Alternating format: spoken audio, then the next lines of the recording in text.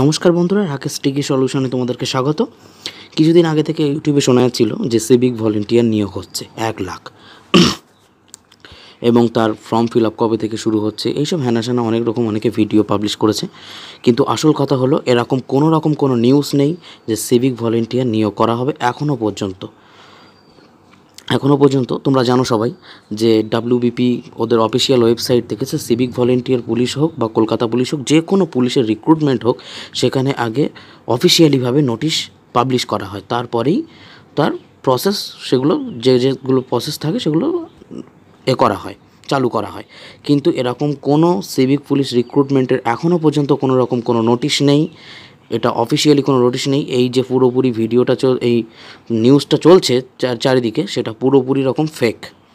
ঠিক আছে, তো এইটার জন্যই ভিডিও করা, তোমাদেরকে জানিয়ে রাখা এবং এই ফেক নিউজ থেকে তোমাদের অ্যালার্ট থাকার জন্য অনুরোধ করা হচ্ছে। Thank you. এমন ইনফরমেটিভ ভিডিও ভালো লাগলে লাইক করো, সাবস্ক্রাইব করো।